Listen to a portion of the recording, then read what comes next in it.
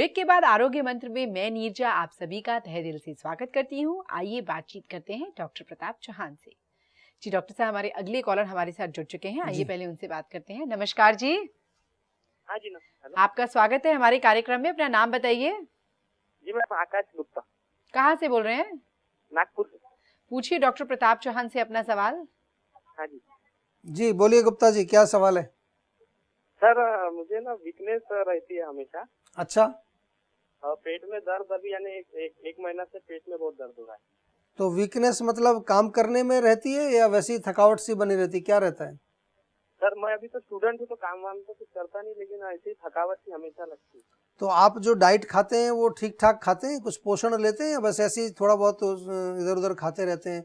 कई बार student life में हमने देखा है कि स्टूडेंट लाइफ में लोग जो है दिन भर कैंटीन में बैठे रहते हैं, कॉलेज में चाय पीते रहते हैं और जो है कुछ ना कुछ ऐसी चीजें खाते रहते हैं जिनमें पोषण कम होता है।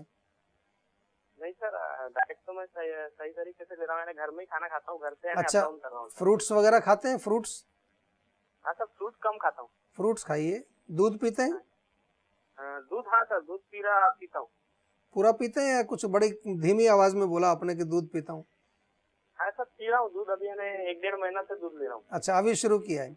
देखिए, जहाँ तक अभी मुझे अंदाजा लग रहा है तो फ्रूट्स आप कम खाते हैं, दूध भी आपने 1-1.5 महीने से शुरू किया है, तो कहीं ना कहीं डेफिशिएंसी है, पोषण की कमी है।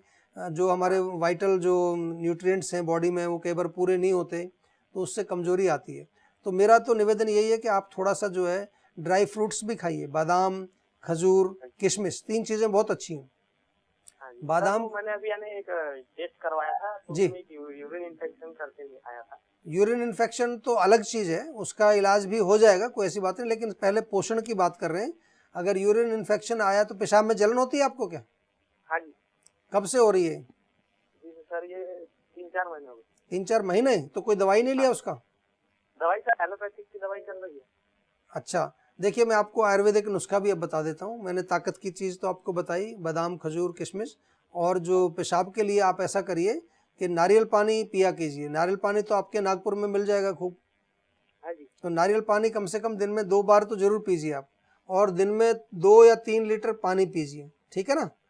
हाँ जी। और धनिया साबुत जो होता है, धनिया का बीज, हाँ। वो कूट करके रख लीजिए। 1 चम्मच धनिया 1 गिलास पानी में रात को भिगो दीजिए, और सुबह, हाँ, और सुबह ये धनिया वाला पानी आप रोज सुबह खाली पेट पी लीजिए, तो उससे भी आपको काफी रिलीफ मिलेगा। तो आकाश, आपके इस सवाल के जरिए मैं सभी यंग जनरेशन को ये बोलना चाहती हूँ कि फ्रेश फूड खाइए, फ्रेश फ्रूट्स खाइए, फल खाइए, दूध पीजिए और स्वस्थ रहिए। हमें कॉल करने का बहुत बहुत शुक्रिया। जी डॉक्टर साहब, तो कौन कौन से वो फूड आइटम्स हैं जो कि हमें कैल्शियम देते हैं, जो सोर्सेस हैं कैल्शियम का? देखिए, दूध है, दूध एक अच्छा सोर्स है। पनीर अच्छा सोर्स है, दही भी खा सकते हैं। दूध से बनी चीज़ें और जो मिल्क प्रोडक्ट्स, उनमें भी जो है कैल्शियम पाया जाता है। इसके साथ साथ जो है बहुत सारे सोर्सेज हैं, जैसे हरी सब्जियां हैं, ओट्स जो हैं, सोयाबीन है, उसमें भी पाया जाता है। कई ऐसे ग्रेन्स हैं जिनमें कैल्शियम की मात्रा पाई जाती है, बादाम के अंदर पाई जाती है, तो इनका सेवन आपको करना चाहिए। लेकिन बहुत इंपॉर्टेंट है, मैंने शुरू में भी बताया कि कैल्शियम के साथ साथ आपको जैसे विटामिन डी की क्वांटिटी भी आपकी बॉडी में अच्छी रहनी चाहिए, ताकि वो कैल्शियम आपके शरीर में एब्जॉर्ब हो सके। तो विटामिन डी तो मोस्टली धूप से मिलता है, तो इंडिया में तो भारत में हमारे धूप हमेशा ही रहती है, तो थोड़ा धूप का सेवन भी करना चाहिए। आजकल धूप से बहुत लोग बचते रहते हैं, धूप में जाना पसंद नहीं करते हैं। तो आप सुबह के टाइम अर्ली मॉर्निंग में थोड़ा सा एक्सरसाइज भी करें, धूप में बैठें, तो उससे आपको कोई ज़्यादा ऐसा धूप के कारण नुकसान भी नहीं होगा। और साथ में बहुत इम्पॉर्टेंट ये भी है कि हम आयुर्वेद में बार बार आपको कहते हैं तिल के तेल की मालिश जी, तो जरूर करिए। तिल के तेल की मालिश से भी जो है आपके शरीर में कई प्रकार के विटामिन्स, मिनरल्स वो आपकी बॉडी में वो पुष्ट होते हैं। जी, और जैसे कि हम कैल्शियम की गोलियां लेते हैं ताकि हमारे अंदर कैल्शियम की मात्रा बढ़ जाए, ऐसे आयुर्वेद में भी कुछ चूर्ण या कुछ पाउडर या कुछ गोलियां होते हैं जिससे हम कैल्शियम की इनटेक बढ़ा सकते हैं? बिल्कुल, अश्वगंधा है, सौंठ है, मेथी है, ये हम पहले बताते रहते हैं। अश्वगंधा, सौंठ, मेथी, शतावरी, ऐसी चीज़ों का सेवन करने से आपको लाभ मिलता है। और रागी एक होती है, रागी का नाम सुना होगा आपने, उसकी जो है एक प्रकार का वो ग्रेन है, उसकी रोटियां बना करके भी लोग खाते हैं, उसका दलिया बना करके खाते हैं, उसमें आप ले सकते हैं। और एक आप आटा बना सकते हैं, सोयाबीन, चना और गेहूँ, दो हिस्सा गेहूँ, एक हिस्सा सोयाबीन, एक हिस्सा चना, ये मिला करके आप उसकी रोटी बनाएं तो उससे भी आपको रिलीफ जी। तो किस किस प्रकार के रोग हो सकते हैं कैल्शियम की कमी से? कैल्शियम की कमी से मुख्य रूप से हड्डियों के रोग होते हैं। आपने सुना होगा ऑस्टियोपोरोसिस एक रोग होता है जिसमें कि हड्डियां थोड़ी कमज़ोर होने लगती हैं। फिर कई बार वो कहते हैं कि हड्डियां आपकी जो है वो बिल्कुल अब जाने लगी हैं शरीर से, उनमें कमज़ोरी आ गई है। कमज़ोरी से भी नेक्स्ट स्टेप है कि उसको ऑस्टियोपेनिया बोलते हैं। और फिर जो है ऐसा भी होता है कभी कभार हड्डियां जो टेढ़ी होने लगती हैं। तो कई प्रकार के रोग हैं। रिकेट्स का नाम सुना होगा आपने, वो भी एक रोग है जो हड्डियों से संबंध रखता है। और फ्रैक्चर्स हो सकते हैं मतलब हड्डियों में, जितने भी बोन से रिलेटेड डिजीजेस हैं वो हड्डियों हमें में हो जो है सकते हैं। हड्डियां टूटने का जो है। जी। और कैल्शियम की कमी से जो है कई महिलाओं में जो देखा होगा कि मासिक धर्म के समय, मेंस्ट्रुअल साइकिल के समय बहुत पेन होना या प्री मेंस्ट्रुअल सिम्टम्स उसमें होते हैं। नींद ना आना भी एक कारण कई बार देखा गया है कि एक रोग ऐसा हो सकता है। कैल्शियम की कमी से कुछ लोगों को नींद नहीं आती और ब्लड प्रेशर भी कुछ गड़बड़ा सकता है। जी डॉक्टर साहब, तो मैं चाहूंगी आप जाते जाते हमारे दर्शकों को आज के कार्यक्रम से संबंधित टिप्स दीजिए। देखिए, टिप इसकी मेन टिप यही है कि हम आपको जो कहते हैं कि पूरा आपने पोषण पर ध्यान दीजिए।